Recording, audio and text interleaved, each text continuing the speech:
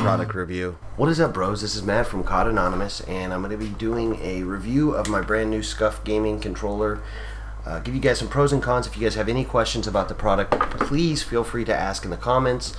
Other than that, I will let you guys know what I think about the product. Let's go ahead and get started right now. So the first thing I want to talk about is the pros of the controller, and there are quite a few. Just so you know, the model I got is the FPS competition. I've got the dome sticks, the PS3 dome sticks. I've got the blacked out buttons. I've got the really loud dogs that are giant assholes. No, I've got the blacked out buttons, which I didn't remember even ordering, but apparently I did. I've got the two paddles on the back, and we'll get to more on those later. And then I also have the trigger stops here. And it's important, in case you don't know, the trigger stops include two features. One, this little silver screw here on the edge, that stops the trigger from going down all the way. And let me show you what a standard controller looks like. When you do that, it goes all the way down, as you can see. And then so that's what that big silver screw there on the back of the trigger does. But then there's also I'm not sure if you can see it, but right next to the trigger there's a tiny set screw, and what that does is that makes the starting position of the trigger a little bit lower. So before I put down the set screw, the trigger started a little bit higher than that.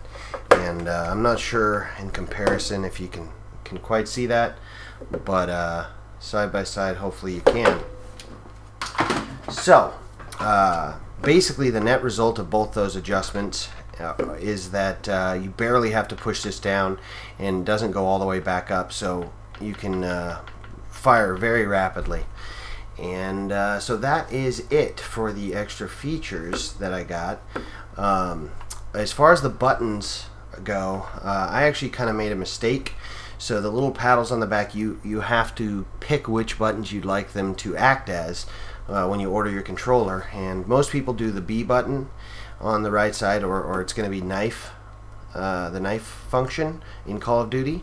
And most other people use the A button or jump on the left side.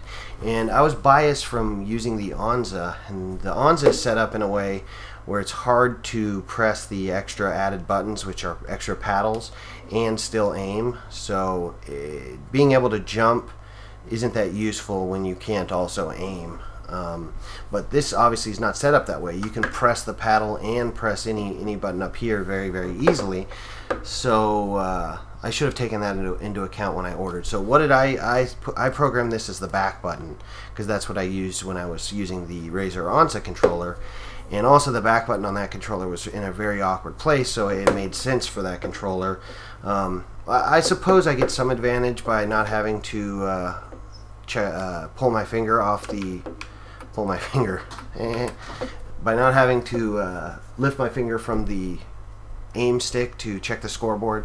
But I think people that have the jump function have an advantage over me. So anyways, let's go ahead and move on to the cons of this. Oh, and before I do, I wanted to point out that if you want to use the FPS Freaks, they do fit on these sticks.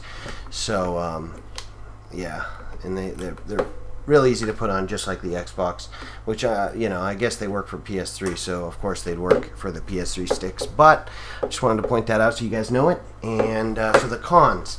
There's a few different issues. The main thing is price. I mean, this thing was $127, I think, and so that is twice as expensive as any other controller.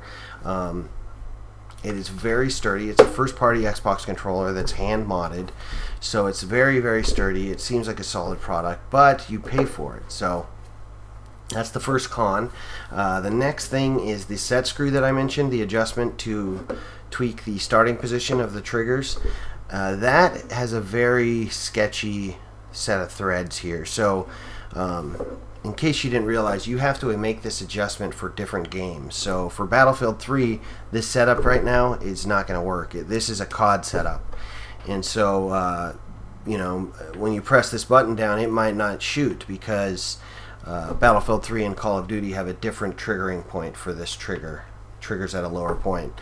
So this set screw, if you adjust this more than a few times, the threads are going to go bad and you're not going to be able to make that adjustment anymore. The controller will still work, you just won't have that lowered starting position any longer. So it's not that big a deal, but it is something that you do need to keep in mind. And I think that is, oh, I also wanted to point out that it took me over a month to get this. So I ordered on December 26th and it came over a month later. And the company was very pleasant to deal with other than that. And they gave me estimates and stuff when I called them. But, you know, in this day and age, I think you have an expectation. You're going to get things a little bit faster than a month. And, but yeah, I thought I'd let you guys know that just so you're aware of all the pros and cons. And I think that is about it, guys. Let me know if you have any questions about this. Let me know if you think making this a back button is just the dumbest thing you've ever heard, and may God have mercy on my soul.